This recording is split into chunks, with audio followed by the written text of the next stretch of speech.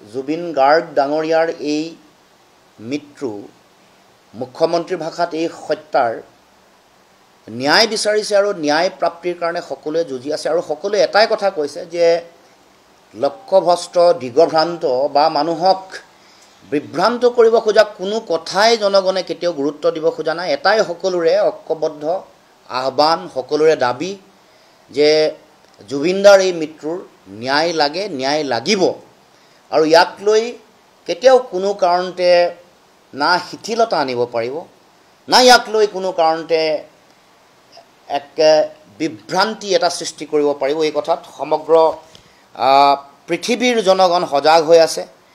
এতিয়া আমি শেহতীয়াকৈ দেখিছোঁ যে কিছুমান এনেকুৱা ধৰণৰ বিষয় উত্থাপন কৰা হৈছে যিবোৰ কথা আহিব নালাগে, যিবোৰ কথা মুখ্যমন্ত্ৰীয়ে ক'ব নালাগে সেইবোৰ কৈছে আৰু যিবোৰ নক'ব লগা কথা সেইবোৰ তেওঁ কৈ আছে। ক'ব লগা কথাবোৰ তেওঁ নকয় আৰু নক'ব লগাবোৰ তেওঁ কৈ আছে।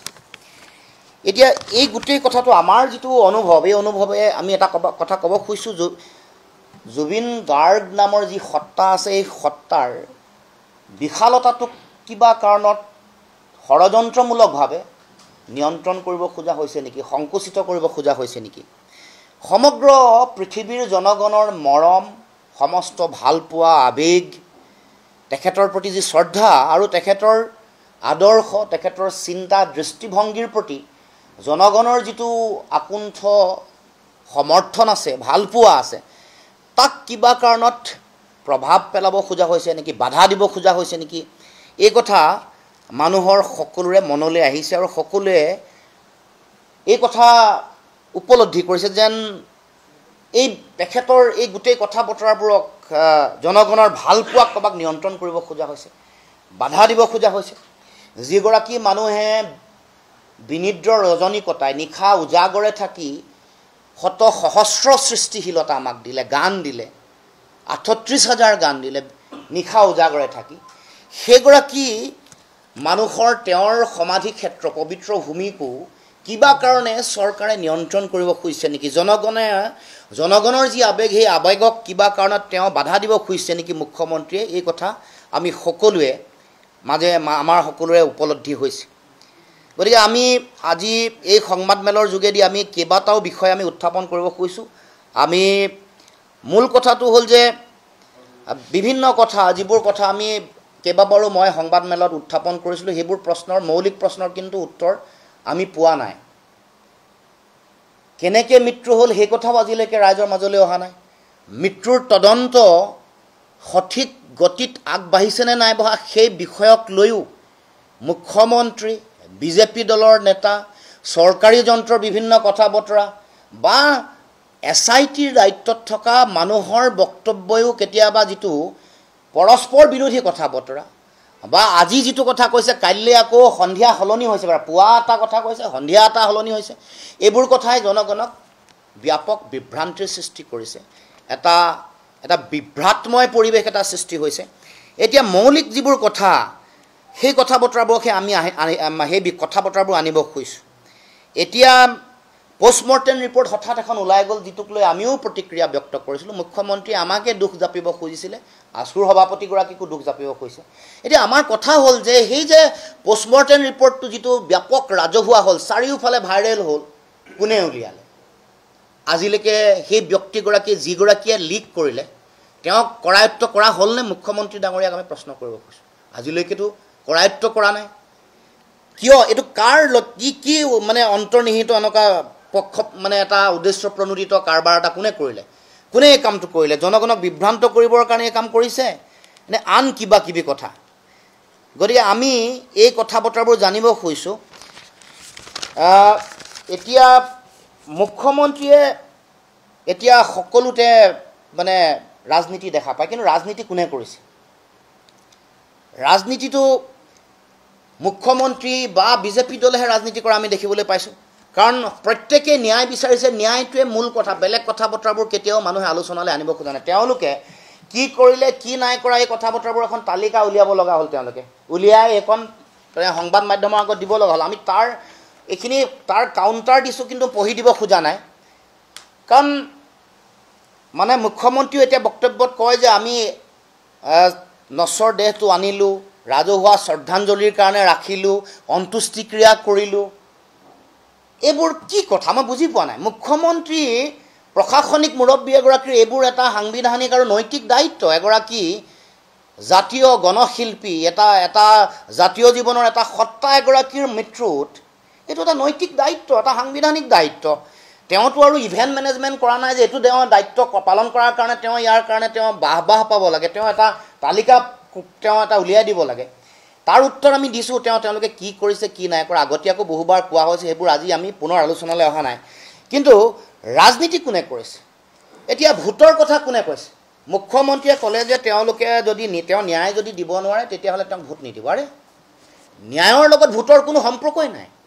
ন্যায় পাব লাগিব, কাৰণ এইটো এটা যোনে এই কাম কৰিছে, হত্যা বা মৃত্যু, যাৰ কাৰণে মৃত্যু হ'ব লগা হৈছে, যিসকলৰ কাৰণে এই মৃত্যুৰ মুখলৈ জুবিন গাৰ্গ যাব লগা হ'ল, সেইসকল অক্ষমনীয় অপৰাধৰ অপৰাধী, তেওঁলোকে শাস্তি পাব লাগিব। আৰু সেইকাৰণে ন্যায় প্ৰদানটো এটা সাংবিধানিক আৰু ন্যায়িক দায়িত্ব। ইয়াৰ লগত ভোটৰ কেনেকৈ সম্পৰ্ক আহিলে? মুখ্যমন্ত্ৰীয়ে কৈছে যে তেওঁ বহু দূৰৰ ৰাজনীতিৰ পৰা বহু দূৰত থাকিব, কিন্তু ভোট দিব লগা হ'লে ৰাইজে বেছিকৈ বিজেপিক ভোট দিব। আৰে এইবোৰ কেনেকুৱা ধৰণৰ কথা? আৰু তাৰ লগে লগে মুখ্যমন্ত্ৰীয়ে এতিয়া শেহতীয়াকৈ শপতনামা, অভিযোগনামা ন্যায়ালয়ৰ হাতত অৰ্পণ কৰাৰ পাছত তেওঁ ৰাজপথত নামিম বুলিও কৈছে। এতিয়া শেহতীয়াকৈ গোটেই বিজেপি দলটোৱে তেওঁলোকে দলীয় পতাকা লৈ তেওঁলোকে ন্যায় বিচাৰি ৰাজপথলৈ নামিলে। এতিয়া দলীয় পতাকা লৈ ৰাজপথলৈ নমাটোৱে আচলতে ৰাজনীতিকৰণ কৰা কথাটোকে বুজায়। আচলতে কোনোৱেও এনেকৈ ধৰণৰ দলীয় পতাকা লৈ কেতিয়াও ন্যায় বিচৰা নাই, আৰু নিৰ্বাচন কেন্দ্ৰিক কথাও কোনেও মুখলৈ অনা নাই। যদি আনিছে মুখ্যমন্ত্ৰীয়ে আনিছে, যদি ৰাজপথত নামিছে দলীয় পতাকা লৈ তেতিয়াহ'লে বিজেপিয়ে নামিছে, আৰু তেওঁলোকে ৰাজনৈতিক কথা বতৰাবোৰ তেওঁলোকে আলোচনা কৰিছে, চৰ্চা কৰিছে। এতিয়া আমাৰ প্ৰশ্ন এতিয়া যি সময়ত জুবিন গাৰ্গ ডাঙৰীয়াৰ মৃত্যু হ'ল, য়ট পাৰ্টি কৰিবলৈ যাওঁতে তাত মুঠতে 16গৰাকী মানুহ আছিলে বুলি আপোনালোকে সকলোৱে জানে। 3গৰাকী কাৰাগাৰত ৰখা হৈছে, আৰু 12গৰাকী মানুহ এতিয়াওতো জেললৈ অহা নাই, আৰু তেওঁলোকক কৰায়ত্ব কৰা নাই। তেওঁলোকক 11গৰাকী সাক্ষ্য দিবলৈ আহিলে, ৰাজ আতিথ্য দিয়া হ'ল, VIP ট্ৰিটমেণ্ট দিয়া হ'ল, তাৰপিছত তেওঁলোক ঘূৰি গ'ল। পাইলট এস্কৰ্ট দি তেওঁলোকক আনিলে, তাৰপিছত পাইলট এস্কৰ্ট দি এয়াৰপৰ্টত থৈ আহিলেগৈ, আৰু তেওঁলোক গুচি গ'ল। এতিয়া এই 12গৰাকীৰ ভিতৰত এগৰাকী ৱাজিদ আহমেদ বুলি কোৱা এগৰাকী নাহিল। তাৰ পাছত এইসকল ব্যক্তি, যিসকল ব্যক্তিৰ সেই সময়ত মৃত্যুৰ সময়ত তাত উপস্থিত আছিল, তেওঁলোক যে জুবিনৰ মৃত্যুৰ বা হত্যাৰ অংশীদাৰ বুলি বেলেগক গণ্য কৰা হৈছে, তেওঁলোকক কেনেকৈ কৰা নহ'ব? তেওঁলোকক কিয় কৰায়ত্ব কৰা নহ'ব? এতিয়া অভিমন্যু তালুকদাৰ বুলি কোৱা যিগৰাকী অত্যন্ত ৰহস্যময় যিগৰাকী ব্যক্তি আছে, যিগৰাকী ব্যক্তি ছিংগাপুৰতো অত্যন্ত ৰহস্যময়। দিল্লীত ৰিপৰ্টাৰী যেতিয়া তেওঁ কৰিছিলে, তেতিয়াও সমগ্ৰ দিল্লীৰ ৰিপৰ্টাৰসকলৰ লগত খবৰ ল'লে, তেতিয়াও ৰহস্যময় এগৰাকী ব্যক্তি। যিগৰাকী ব্যক্তিয়ে এসময়ত আলফা বুলি কৈ চালফা বুলি কৈ থাকে, এই অভিমন্যু তালুকদাৰ বুলি কোৱা যিগৰাকী ব্যক্তি, এই ব্যক্তিগৰাকীৰ প্ৰতি মুখ্যমন্ত্ৰীৰ অহৈতুকী প্ৰীতি কিয়? মানে মুখ্যমন্ত্ৰীয়ে কৈছে তেওঁলোক খুব মেৰিটৰিয়াছ, তেওঁলোক ল'ৰা ছোৱালী বা ষ্টুডেণ্ট গৈ তাত আছেগৈ। চোকা মেধাসম্পন্ন মানুহে অপৰাধ কৰিব নোৱাৰে, বা তেওঁলোকে জুবিনৰ মৃত্যু বা হত্যাৰ তেওঁলোক কাৰক হ'ব নোৱাৰিব, এনে কোনো কথা নাই। এতিয়া ৰাইজৰ মাজত সৰব চৰ্চা হৈছে যে এইগৰাকী অভিমন্যু তালুকদাৰৰ লগত মুখ্যমন্ত্ৰীৰ, ৰাইজৰ মাজত অভিযোগ আহিছে, মুখ্যমন্ত্ৰীৰ কিবা ব্যৱসায়িক সম্পৰ্ক আছে। এতিয়া আমি মুখ্যমন্ত্ৰীকে প্ৰশ্ন কৰিব খুজিছোঁ যে জনগণৰ যিটো প্ৰশ্ন যে আপোনাৰ লগত অভিমন্যু বা আপোনাৰ পৰিয়ালৰ লগত অভিমন্যু তালুকদাৰৰ কি ব্যৱসায়িক সম্পৰ্ক আছে, আপুনি ৰাজহুৱা কৰিব লাগে। কিবা ব্যৱসায়িক সম্পৰ্ক আছে নেকি জনাব লাগে, আৰু তাৰ ৰাজহুৱা কৰিব লাগে। বিভিন্ন ধৰণৰ কথা বতৰা মানুহৰ লগত চাৰিওফালে চৰ্চা চলি আছে। অভিমন্যু তালুকদাৰ, ৰঞ্জিত বৰঠাকুৰ, ছিংগাপুৰ, ছেমিকণ্ডাক্টৰৰ গ্ল'বেল পাৰ্টনাৰ যিটো হংকঙৰ কোম্পানী, য'ত ছিংগাপুৰৰ হেডকোৱাৰ্টাৰ আছে, ছিংগাপুৰৰ হেডকোৱাৰ্টাৰ থকা সেই ছেমিকণ্ডাক্টৰ উৎপাদন কৰা সেই কোম্পানীটোৰ লগত MOU সহি কৰিবলৈ যাওঁতে মুখ্যমন্ত্ৰীয়ে নিজে কৈছে যে ৰঞ্জিত বৰঠাকুৰো গৈছিল, বালিপাৰা ফাউণ্ডেশ্যন, ৰাজস্থান ৰয়েলছৰ তেওঁ চেয়াৰমেন, এই গোটেই কথা বতৰাবোৰৰ যিটো এটা ক'ব নোৱাৰা অদৃশ্য যিটো সম্পৰ্ক, সেই সম্পৰ্ক অসমৰ ৰাইজে জানিব খুজিছে। আলোচনাৰ বিষয় আমি শুনিছোঁ, ৰাইজৰ আলোচনা, এইটো আলোচনালৈ চৰ্চালৈ আহিব লাগে, মুখ্যমন্ত্ৰী উত্তৰ দিব লাগে। মই কৈহে দিছোঁ, আগতেও কৈ দিছিলোঁ, এবাৰ কৈ দিওঁতে তেওঁলোকে বেলেগ ধৰণে কাউণ্টাৰ, এইবোৰ আপোনালোকৰ ইনভেষ্টিগেটিভ জাৰ্নেলিজিমৰ দায়িত্ব আছে, মই নামবোৰহে কৈ গ'লোঁ। অভিমন্যু তালুকদাৰৰ প্ৰতি মুখ্যমন্ত্ৰীৰ অহৈতুকী প্ৰীতি কিয়? এই প্ৰীতি আমি অসমৰ ৰাইজে জানিব খুজিছোঁ, জনাৰ প্ৰয়োজনীয়তা আছে।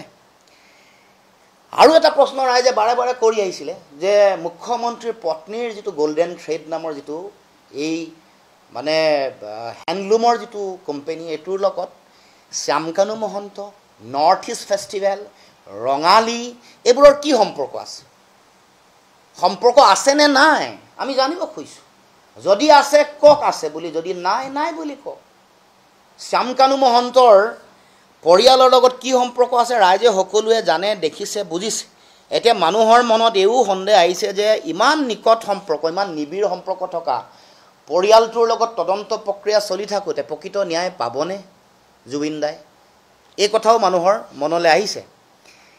এতিয়া মৌলিক প্ৰশ্ন, এইসকল অভিযুক্ত, যিসকল অভিযুক্ত আহিলে সেইসকলক গ্ৰেপ্তাৰ কৰোঁতে ইমান বিলম্ব কিয় কৰিলে? সিদ্ধাৰ্থক দিল্লীত লগ পোৱাৰ পাছতো মুখ্যমন্ত্ৰীয়ে কিয় নধৰিলে কিয়? আমাৰ প্ৰশ্ন।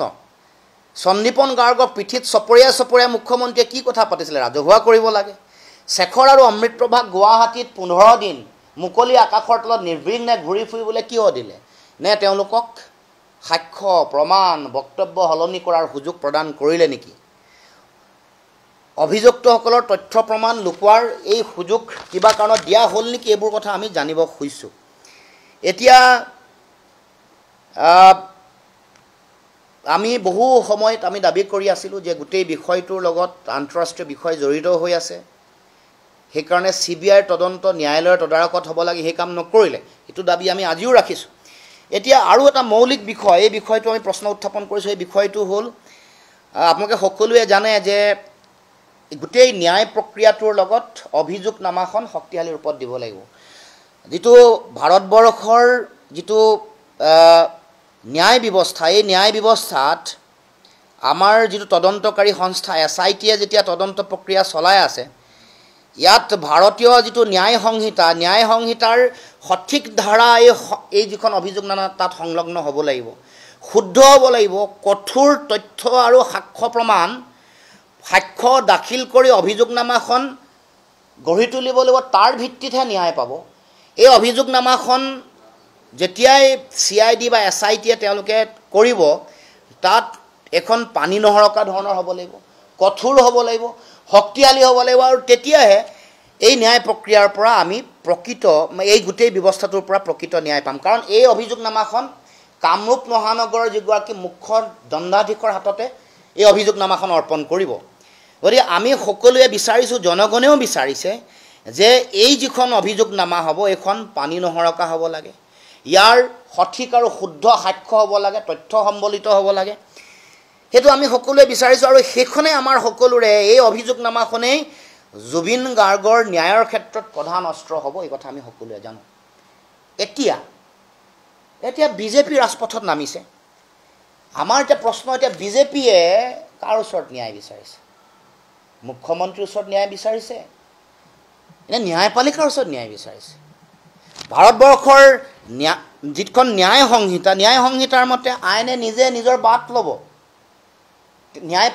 ন্যায় সংহিতাই এইটো কথা কৈছে যে আইনে নিজে নিজৰ বাট ল'ব, কিন্তু প্ৰকৃত দায়িত্বটো হৈ গ'ল যে অভিযোগনামাখন, যিখন অভিযোগনামা দিব, তাত তথ্য প্ৰমাণ শুদ্ধ হ'ব লাগিব, শক্তিশালী হ'ব লাগিব, পানী নহৰকা হ'ব লাগিব, কোনো ধৰণৰ যাতে আঁতৰি নাযায়, ইয়াৰ পৰা এই গোটেই তদন্ত প্ৰক্ৰিয়াৰ পৰা যাতে কোনো আঁতৰি নাযায়, কোনো এগৰাকীও ব্যক্তি যাতে ইয়াৰ পৰা আঁতৰি নাযায়, এইটো কাম কৰিব লাগিব। কিন্তু BJPয়ে প্ৰথম সন্দেহ প্ৰকাশ কৰিছে। কাক সন্দেহ কৰিছে? কাৰ পৰা ন্যায় বিচাৰিছে? এতিয়া যদিহে BJPয়ে ৰাজপথত নামিছে, ন্যায় বিচাৰিছে, তেতিয়াহ'লে তেওঁলোকে অসমৰ গৃহ বিভাগৰ ওপৰত তেওঁলোকৰ আস্থা নাই। প্ৰথম দ্বিতীয়, তেওঁলোকৰ পুলিচ আৰু CID বা SITৰ ওপৰত তেওঁলোকৰ কোনো ধৰণৰ আশা আৰু ভৰসা নাই, কাৰণ অভিযোগনামাখন দিয়াৰ ওপৰত ভিত্তি কৰি ন্যায় প্ৰক্ৰিয়াটো চলিব। ন্যায়পালিকাই গোটেই সেই অভিযোগনামাখনৰ ওপৰত ভিত্তি কৰিয়েই ন্যায় প্ৰদান কৰিব। এতিয়া যদিহে তেওঁলোকৰ অসমৰ গৃহমন্ত্ৰীৰ ওপৰত BJP দলৰ কৰ্মকৰ্তাসকলৰ আস্থা নাই, যদিহে আৰক্ষী, CID, SIT, মুন্না গুপ্তা এইসকলৰ ওপৰত BJPৰ দলৰ নেতাৰ কৰ্মকৰ্তাসকলৰ তেওঁলোকৰ যদি বিশ্বাস নাই, তেতিয়াহ'লে গৃহমন্ত্ৰীয়ে ইয়াৰ নৈতিক দায়িত্ব স্বীকাৰ কৰিব লাগিব। কাৰণ গৃহমন্ত্ৰীয়ে আওপকীয়াকৈ নৈতিক দায়িত্ব স্বীকাৰ কৈছে যে অভিযোগনামাখন দিয়াৰ পিছদিনাখনেই তেওঁ ৰাজপথলৈ আহিব। কিন্তু ন্যায় ব্যৱস্থাত আপোনালোকে জানে যে এনেকুৱা ধৰণৰ কোনো হেঁচা বা কোনো দাবী বা কোনো ধৰণৰ এনেকুৱা ধৰণৰ কথাৰ কোনো গুৰুত্ব নাই, এইটো অপ্ৰাসংগিক কথা। মুখ্যমন্ত্ৰীয়ে নিজে বনাই দিয়া SIT, CIDয়ে যিখন আয়োগ তাৰ ওপৰত যেতিয়া আস্থা ব্যক্ত কৰা নাই, দুটা কথা। হয়, তেওঁ এটা সময়ত কি বুলি কৈছিলে যে এনেকুৱা অভিযোগনামাত এনেকুৱা তদন্ত আহিব, আপোনাৰ চকু একেবাৰে ডাঙৰ হৈ পৰিব। তেওঁ কথাবোৰ জানিছিলে নে তেওঁৰ নিয়ন্ত্ৰণত কথাবোৰ হৈ আছে? আৰু শেহতীয়াকৈ তেওঁ যিটো কথা ক'লে যে তেওঁ অভিযোগনামা দিয়াৰ লগে লগেই তেওঁ ৰাজপথলৈ তেওঁ নামিব, তাৰমানে অভিযোগনামাখনত কিবা ডাল মে কুছ কালা হে, এইটো আগতীয়াকৈ প্ৰিপ্লেন স্ক্ৰিপ্টেড হ'ব, যাৰ কাৰণে তেওঁ নামিব। এতিয়া সেইকাৰণে প্ৰথমটো তেওঁৰ নিজৰ দলৰ কৰ্মকৰ্তাসকলে তেওঁক সন্দেহ কৰিছে, তেওঁৰ ওপৰত আস্থা ৰখা নাই, পুলিচ প্ৰশাসনক ৰখা নাই, তেওঁ নিজৰ ওপৰত ৰখা নাই। গতিকে নৈতিক দায়িত্ব স্বীকাৰ কৰি মুখ্যমন্ত্ৰীয়ে পদত্যাগ কৰিব লাগে, কাৰণ নিজে তেওঁ স্বীকাৰ কৰিছে। এতিয়া দ্বিতীয় প্ৰশ্নটো আহিলে, তেওঁ আৰু এখন আয়োগ তেওঁ গঠন কৰিছিলে, সৌমিত্ৰ শইকীয়াৰ এজনীয়া ন্যায়িক আয়োগ। এতিয়া ন্যায়িক আয়োগেও তেওঁ তদন্ত প্ৰক্ৰিয়া চলাই আছে, সাক্ষ্য লৈছে। এতিয়া ন্যায়িক আয়োগৰ যিটো সাক্ষ্য প্ৰক্ৰিয়া, যিটো তদন্তৰ যেতিয়া প্ৰতিবেদন গঠন হ'ব, নিয়মটো হৈ গ'ল প্ৰতিবেদন চৰকাৰৰ হাতত দিব, বিধানসভাত এখন প্ৰতিবেদন তেওঁলোকে দিব লাগিব। তাত হোৱাৰ পাছত ৰাজহুৱা কৰিবও পাৰে, নকৰিবও পাৰে। যেনেকৈ আগতে তেওহাৰী আয়োগৰ নেলিৰ এখন তদন্ত সেইখন ৰাজহুৱা কৰা হোৱা নাছিল, এতিয়া বা মানৱেন্দ্ৰ শৰ্মাখন সেইখন আয়োগ ৰাজহুৱা কৰা নাছিল, এতিয়া এইখন যেতিয়া তেওঁলোকে দিব, এখন ৰাজহুৱা কৰিব পাৰে বা সময় ল'ব পাৰে, কাৰণ দুটা বেলেগ বেলেগ প্ৰক্ৰিয়া। এটা CID SITয়ে চলাই আছে, সেইখন কামৰূপ মহানগৰ মুখ্য দণ্ডাধীশক যেতিয়া দিব তেওঁলোকে কৰিব। তাৰপিছত আকৌ মুখ্যমন্ত্ৰীয়ে কৈছিলে ফাষ্ট ট্ৰেক কোৰ্ট কৰিব, ফাষ্ট ট্ৰেক কোৰ্ট দিয়াৰ লগে লগে সেই প্ৰক্ৰিয়াটো আকৌ মানে উচ্চ ন্যায়ালয়ৰ মুখ্য ন্যায়াধীশে ক'ব লাগিব আমুকখন কোৰ্টতেতো ফাষ্ট ট্ৰেক কোৰ্টতে কামটো হ'ব লাগিব। এইটো এটা আইনৰ এই জটিলতাবোৰৰ মাজত যদি ন্যায়িক আয়োগে দিয়া তদন্তৰ প্ৰতিবেদনৰ ভিউটো, দৃষ্টিভংগীটো আৰু ফাষ্ট ট্ৰেক কোৰ্ট বা কামৰূপ মহানগৰ মুখ্য দণ্ডাধীশৰ যিখন কোৰ্টৰ তেওঁলোকৰ তদন্ত প্ৰক্ৰিয়াত যিটো ৰায় আহে, দুইটাৰ মাজত যদি বিপৰীত যদি স্থিতি আহে, তেতিয়া কি হ'ব? দুইটাৰ যদি বিপৰীত স্থিতি হয়, দুইটাৰ মাজত যদি ডিফাৰ আহে, দুইটাৰ যদি বেলেগ বেলেগ ডিফাৰেণ্ট হয়, তেতিয়া কি হ'ব? এই সম্পৰ্কটোতো কোনো কথা কোৱা নাই। আৰু সিফালে ফাষ্ট ট্ৰেক কোৰ্টে যদি সোনকালে দিয়েও, এইফালে এইখন যদি আয়োগে যদি দীঘলীয়া এটা সময়সীমা ধৰি দিয়া নাই, যদি দীঘলীয়া কৰি থাকে সময় লৈ, সেই আয়োগখনৰ সুৰুঙা লৈ যিসকল অভিযুক্ত আছে, যিসকলক অভিযুক্ত কৰা হয় বা যিসকলক শাস্তি দিয়া হয়, তেওঁলোকে হাৰি যোৱাৰ সুযোগ পাবনে নাপাব? এই মৌলিক প্ৰশ্নবোৰ যিবোৰ আমাৰ মনলৈ সন্দেহ আহিছে, শংকা, এইবোৰ আপোনালোকৰ লগত ব্যক্ত কৰিছোঁ, কাৰণ জনগণক জনোৱাৰ প্ৰয়োজনীয়তা আছে। ইয়াক কোনো ৰাজনীতিকৰণ কৰিব বিচৰা নাই, ৰাজনীতি নহয়, এইবোৰ ন্যায়িক কথা, এইবোৰ প্ৰয়োজনীয় কথা। এই কথা বতৰাবোৰ মই আপোনালোকৰ মাজলৈ উলিয়াই লৈ যাব খুজিছোঁ। এইবোৰ আচলতে ৰাজহুৱা কৰিব লাগে, এইবোৰ ৰাইজক জনাব লাগে। এতিয়া আহোঁ, মই যে ক'লোঁ তদন্ত প্ৰক্ৰিয়াত সুৰুঙা নাৰাখিবলৈ। এতিয়া আপোনালোকে জানে যে তাৰচেম মিত্তলৰ বিৰুদ্ধে 14 জেগামানত তেওঁক মানে কেছ দিয়া হৈছে। বহুতে কোনোবাই কৈছে যে তাৰচেম মিত্তল 14 চনৰ পৰা নাই আৰু 14 চনত সিদ্ধাৰ্থক চমজাই থৈ গৈছে। কোনে চমজাই থৈ গৈছে? সিদ্ধাৰ্থ শৰ্মাক তাৰচেম মিত্তলে চমজাই থৈ গৈছে।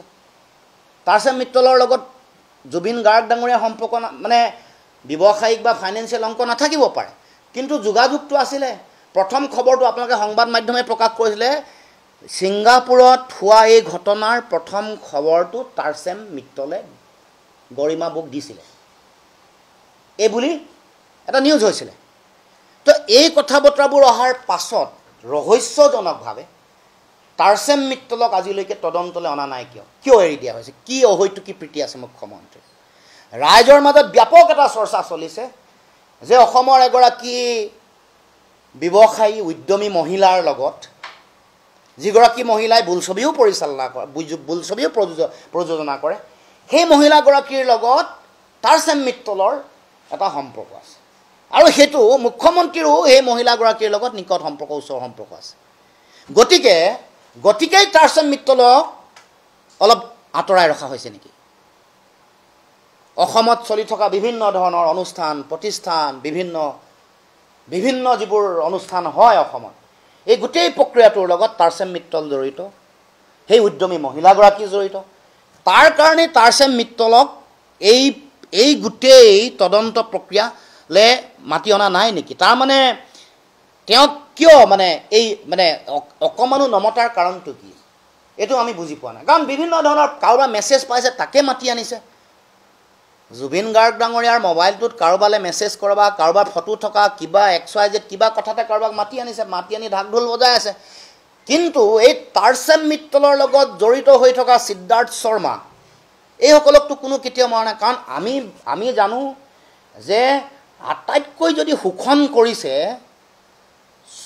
জুবিন গাৰ্গ ডাঙৰীয়াৰ সৰলতা জুবিন গাৰ্গ ডাঙৰীয়াৰ মনৰ বিশালতাক সুযোগ লৈ যদি কোনোবাই বিশাল বেপাৰ আৰু দালালি আৰু বজাৰ যদি কৰিছে মূল খলনায়কগৰাকী তাৰচেম মিত্তল এটা সময়ত যে আমি আন্দোলন কৰিছিলোঁ অসমৰ পৰা তেল বাৰাউনীলৈ লৈ গৈছিলে যাৰ কাৰণে তেল শোধনাগাৰ আন্দোলন হৈছিলে যাৰ কাৰণে এটা সময়ত তেল অৱৰোধৰ আন্দোলন হৈছিলে এই তাৰচেম মিত্তল হৈ গ'ল বাৰাউনীৰ শোধনাগাৰটোৰ নিচিনা শোষণটো বেলেগত থাকি কৰি থাকে এই সিদ্ধাৰ্থ শৰ্মা আৰু সিদ্ধাৰ্থ টুডি নামৰ এই মানুহবোৰ হৈ গ'ল পাইপলাইনবোৰৰ নিচিনা অসমৰ পৰা পাইপলাইনৰে বাৰাউনীলৈ তেল লৈ যায় মানে শোষণটো অসমীয়া জাতিটোৰ স্বাভিমানক এনেকৈ মুখৰ সন্মুখত ৰাখি এতিয়া বহুতে কিবা কিবি কৈ থাকে তাৰচেম মিত্তলে মুম্বাইলৈ গৈ আমুক কৰিছে তামুক কৰিছে আৰে ফাউণ্ডেশ্যনটো কি হিৰো ৰেঞ্জাৰ চাইকেল লৈ আহি মানে জুবিনদাৰ ওচৰত সহায় আশীষ লৈ আশীৰ্বাদ লৈ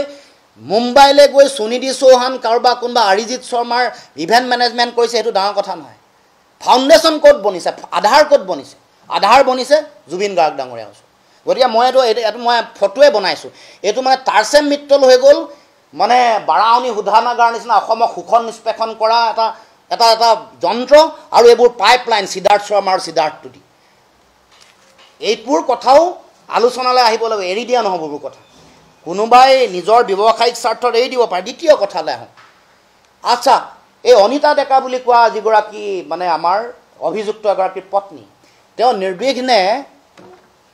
নিৰ্বিঘ্নে চিল কৰি থকা ঘৰটোলৈ অহা যোৱা কৰিছে আছে কিন্তু আপোনালোকে জানিব যে ট্ৰেন্স MMS প্ৰাইভেট লিমিটেডৰ অন্যতম স্বত্বাধিকাৰী হৈ গ'ল অনিতা ডেকা যিগৰাকী শ্যামকানুৰ মহন্তৰ সহধৰ্মিনী আৰু তেওঁ নৰ্থ ইষ্ট ফেষ্টিভেলৰ অন্যতম উদ্যোক্তা কিন্তু তেওঁতো এবাৰো তদন্ত আঁতৰলৈ অনা নাই তাৰমানে এইবোৰ ভেকু ভাওনা নেকি এই কথাই আমি ক'ব খুজিছোঁ মানে এই যে মই ক'লোঁ যে এইবোৰ তদন্ত প্ৰক্ৰিয়া অভিযোগনামাখন যদি পানী নহৰকা নহয় কঠোৰ যদি নহয় সাক্ষ্য প্ৰমাণ যদি নানে তাৰচেম মিত্তলক যদি নানে সিদ্ধাৰ্থ টুডিক যদি নানে তেতিয়াহ'লে কেনেকৈ হ'ব সিদ্ধাৰ্থ টুডিয়েতো ইয়াতে এয়াৰ ৰহমানক আনিছিলে আপোনালোকে সকলোৱে জানে এইবোৰ আহিব লাগিব তো মানে শোষণৰ যিটো ডাঙৰ যিখন জাল পেলাইছে যিখন জাল অসমত নাই এখন সমগ্ৰ দেশ আৰু ছিংগাপুৰলৈকে বিয়পি আছে গতিকে সেই জালখনৰ আমি চবেই বিচাৰি উলিয়াব লাগিব এতিয়া আমি আহোঁ যে তদন্তলৈ গ'ল বহু কথা আমি আহি পিনে মুন্না গুপ্তাই বহু কথা ক'লে কিছুমান কথা কিন্তু অহা নাই যিকেইটা কথা আমি ক'ব খুজিছোঁ SITয়ে ইয়টৰ কেপ্টেইনগৰাকীক সাক্ষ্য ল'লেনে যিসকল কৰ্মচাৰী আছিলে সেই কৰ্মচাৰীসকলৰ লগত তেওঁলোকৰ সাক্ষ্য হ'লনে নহ'ল ৰেস্কিউ যিটো টীম আছিলে সেই টীমটোক তেওঁলোকে পালেনে নাই পোৱা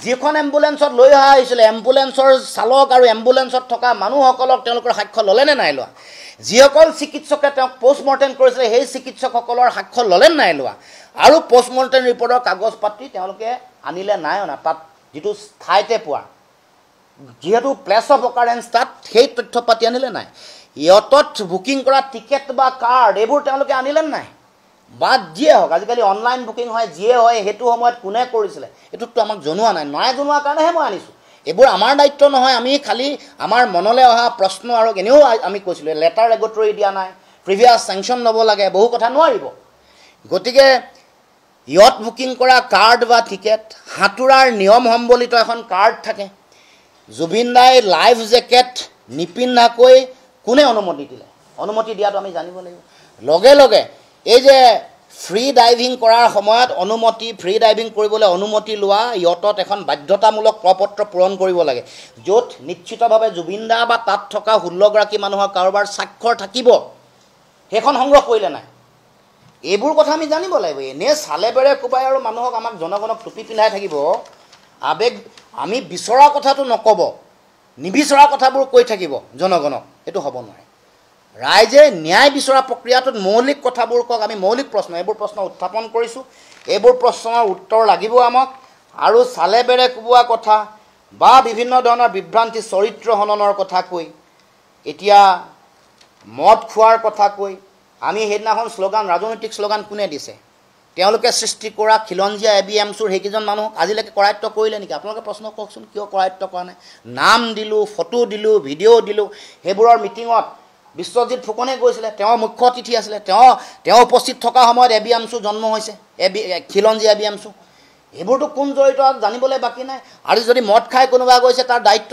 আপোনালোকৰ আছে আপোনালোকৰ পুলিচ আছে প্ৰশাসন আছে ফুক মাৰি থাকে ৰাস্তাই ঘাটে তাতো আপোনালোকে ফুক মৰক যাবলৈ নিদিব কিন্তু মনত ৰাখিব জনজাতীয় ৰাইজৰ পবিত্ৰ এই ভূমিত এই পবিত্ৰ মানে যি থলী আছে সেই থলীত জনজাতীয় যিটো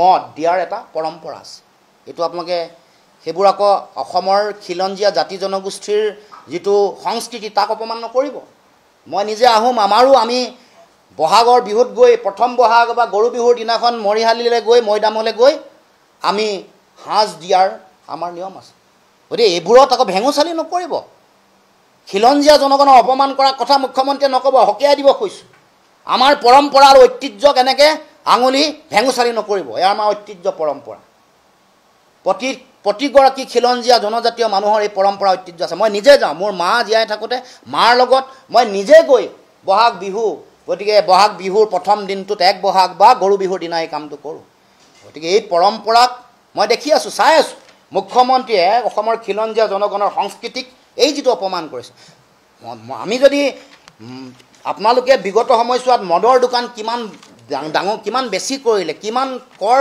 তালিকাখন কিমান ৰাজহ লয় এই তালিকা দেখুৱালে আপোনালোকে নিজে লাজত থাকিব নোৱাৰিব গতিকে আমি ক'ব খোজোঁ যে এটা পানী নহৰকা ধৰণৰ শপতনামা ভাৰতীয় ন্যায় সংহিতা মতে অভিযোগনামা প্ৰস্তুত কৰিবৰ কাৰণে ব্যৱস্থা গ্ৰহণ কৰিব লাগে যিটো কাম কৰাৰ বিফলতা মুখ্যমন্ত্ৰীয়ে পাকে পকাৰে স্বীকাৰ কৰিছে নৈতিকভাৱে স্বীকাৰ কৰাৰ কাৰণে তেওঁ পদত্যাগ কৰিব লাগে বিজেপি দলে প্ৰথমে তেওঁলোকে ক'ব লাগে যে তেওঁলোকৰ মুখ্যমন্ত্ৰীৰ ওপৰত আস্থা নাই গৃহ বিভাগৰ ওপৰত আস্থা নাই পুলিচ প্ৰশাসনৰ ওপৰত আস্থা নাই কাৰণ অভিযোগনামাখন মানে মুখ্য দণ্ডাধীশৰ আগত দিয়াৰ পাছতহে ন্যায় প্ৰক্ৰিয়াটো আৰম্ভ হ'ব এইখন কোনে প্ৰস্তুত কৰিব মুখ্যমন্ত্ৰীৰ গৃহ বিভাগ যোনে SIT বনাই দিছে CID বনাই দিছে তেওঁলোকৰ ওপৰত ভিত্তি কৰিয়েই ন্যায় প্ৰক্ৰিয়াটো আৰম্ভ হ'ব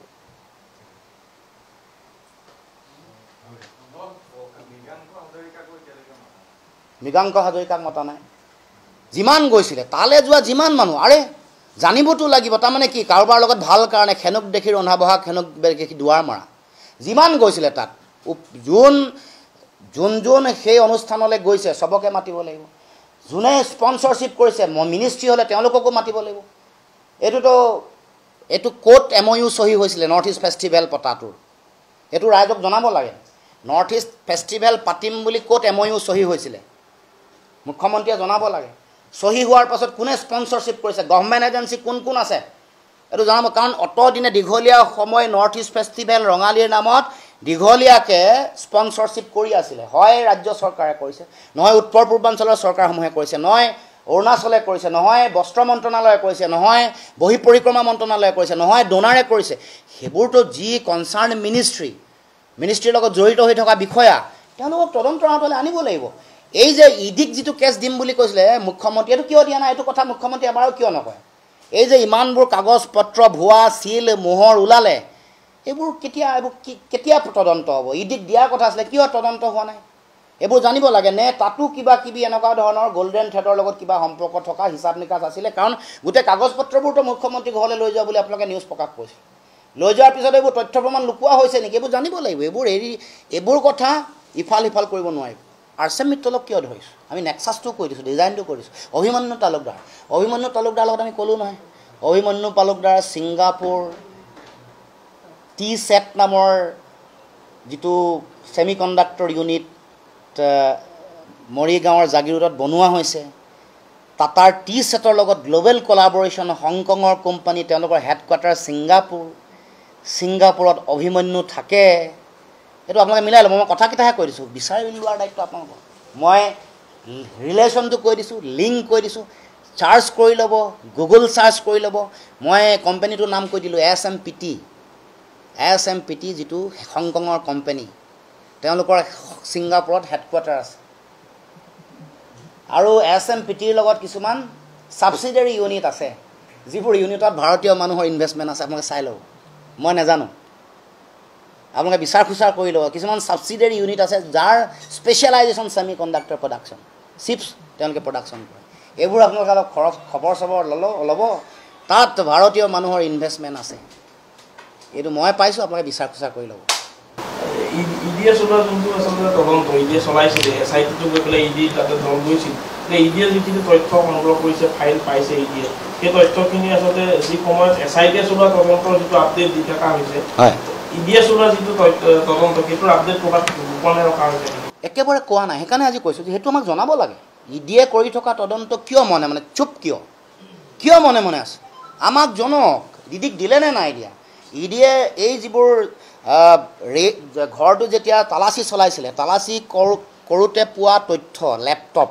তাত পোৱা চিল বিভিন্ন মিনিষ্ট্ৰী তেওঁলোকৰ পেড আৰু ফাইনেন্সিয়েল ট্ৰেনজেকশ্যন তেওঁৰ যিমানবোৰ একাউণ্ট আছে বেংক একাউণ্ট এইবোৰ ফ্ৰিজ কৰিছেনে নাই কৰা তেওঁ ছিংগাপুৰলৈ যোৱাৰ আগত 4.5 কোটি টকা উলিয়াব গৈছিলে এটা বেংকটোৱে নিদিলে ট্ৰেন্সফাৰ কৰিব উলিয়াব মানে কেছ পইচাটো উলিয়াব যোৱা নাই আজিকালি এইটো কাম নহয় সেইটো আমি খবৰ পাইছোঁ এইবোৰ সব তদন্ত হ'ব লাগিব 4.5 কোটি টকা উলিয়াবলৈ গৈছিলে শ্যামকানু মহন্তই নিদিলে তেওঁলোকে বুজি পালে যে ইয়াৰ কিবা আগতীয়াকৈ তেওঁলোকে সন্দেহ কৰে বেংকৰ যিসকল বিষয়া তেওঁলোকেওতো চবেইতো আৰু এইটো কৰিবলৈ নিদিয়ে সব একে মানুহ বুলিতো ভাবি লাভ নাই তেওঁলোকে বাধা দিলে নিদিলে কিবা কৰি বিভিন্ন নীতি তেওঁক দম দিছে তেওঁক ৰজাঘৰৰ দম দিছে আপোনাক চাই ল'ম এই বুলি কৈছে এইবোৰ খবৰ আপোনালোকে ল'ব ক'ত বেংক আছে বেংকৰ বিষয়া কৰ্মচাৰীৰ লগত ভালকৈ এইবোৰ আমি পোৱা খবৰ আপোনালোকে ভালকৈ পুংখানুপুংখভাৱে তদন্ত যদি কৰে ইনভেষ্টিগেটিভ জাৰ্নেলিজিম কৰে বহুত কথাই ওলাব এইটো এটা সৰু কথা নহয় এইটো এটা ডাঙৰ কথা বিগ বস্তু এটা ডাঙৰ বস্তু এইটো খালি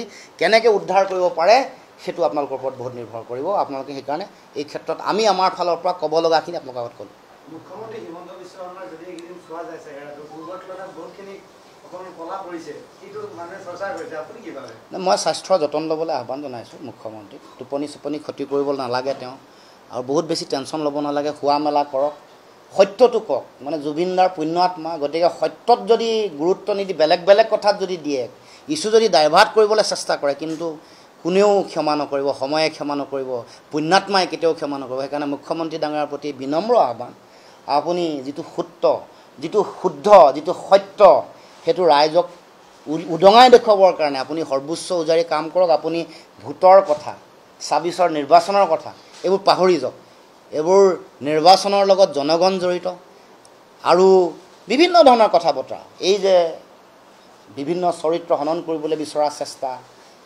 মদৰ লগত সংপৃক্ত কৰিবলৈ বিচৰা চেষ্টা এইবোৰ নকৰিব মানুহৰ জীৱনত সকলো মানুহ আপুনি মই কোনেও আমি এইবোৰ জীৱনত যিকোনো ধৰণৰ নিজৰ দৈনন্দিন জীৱন যাত্ৰাৰ লগত বাকী কথাবোৰ জড়িত নহয় তেখেতৰ নিজৰ দৈনন্দিন জীৱন যাত্ৰা যিসকলে তদন্ত কৰিছে তেওঁলোকৰ জীৱন যাত্ৰা মই যিসকলে কৈ আছোঁ আমাৰ দৈনন্দিন জীৱন যাত্ৰাৰ লগত ন্যায় বিচৰা সংগ্ৰামৰ কোনো সম্পৰ্ক নাই ন্যায় বিচৰা সংগ্ৰামখনৰ এটা নিৰ্দিষ্ট লক্ষ্য আৰু উদ্দেশ্য আছে সেই লক্ষ্য আৰু উদ্দেশ্যৰ পৰা বিভ্ৰাট কৰাৰ কথা এবাৰ যে ক'লে যে তেওঁ হত্যা কৰিছিলে মুখ্যমন্ত্ৰীয়ে কৈছে আমি কোৱা নাই মুখ্যমন্ত্ৰীও সেইকাৰণে তদন্ত আওতালে আহিব লাগে কেনেকৈ গম পালে ক'ত গম পালে কোনে ক'লে চ'ৰ্চ কি আহিব লাগে তাৰ পাছত তাৰ আগত কি কৈছিলে ৰিপৰ্টটোত কৈ থকা হৈছিলে, প্ৰচাৰ কৰি থকা হৈছিলে পানীত ডুবি থকা বুলি কৈছিলে তো ছিংগাপুৰ। তাৰপিছত কি ক'লে, শেখৰে ক'লে বিষ দিয়া বুলি, তাৰপিছত মূৰত পিছফালে দুখ পোৱা বুলি এটা উলিয়াই দিয়া হ'ল।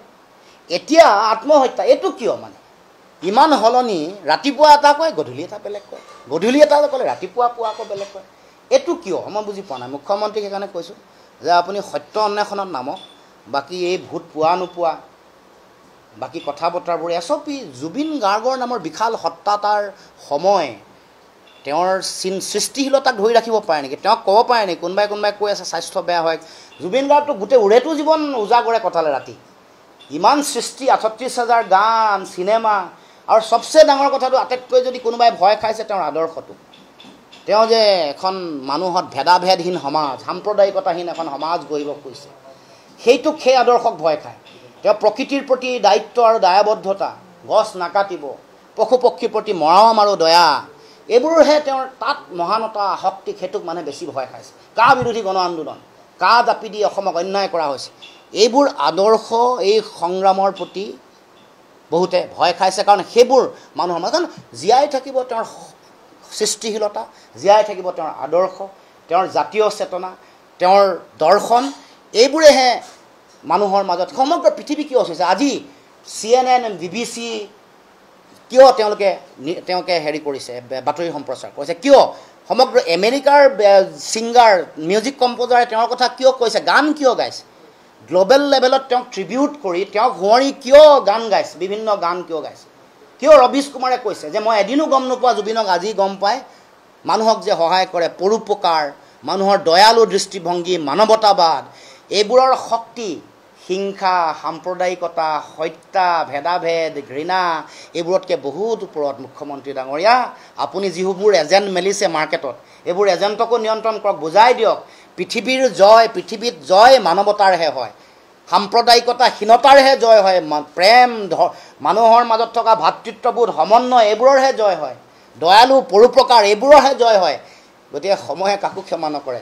যিবোৰ এজেণ্ট মাৰ্কেটত মেলি আপোনাৰ পে'ৰোলত থকা যিসকল এজেণ্ট আছে, তেওঁলোকক মুখ বন্ধ কৰি ৰাখিবলৈ কওক। এগৰাকীকে সকলোৰে চৰিত্ৰ ওলাই পৰিছে, ৰাইজে সকলোকে নিৰ্মূষাই বিশ্লেষণ কৰিছে। নিশ্চয় আমাৰ কথাটো হ'ল, আমাক জুবিনদাৰ ন্যায় লাগে, আমি ন্যায় প্ৰক্ৰিয়াৰ কাৰণে আমি যুঁজি আছোঁ, আৰু সকলোকে আহ্বান জনাইছোঁ, প্ৰতিগৰাকী মানুহক, যে ন্যায় আৰু প্ৰকৃত সত্য উদ্ঘাটনৰ কাৰণে যুঁজক। আমি সকলোকে আহ্বান জনাইছোঁ, এই যুঁজখনতহে যাতে সকলোৱে হাত শক্তিশালী কৰে। মই কৰোঁ নেকি কথা?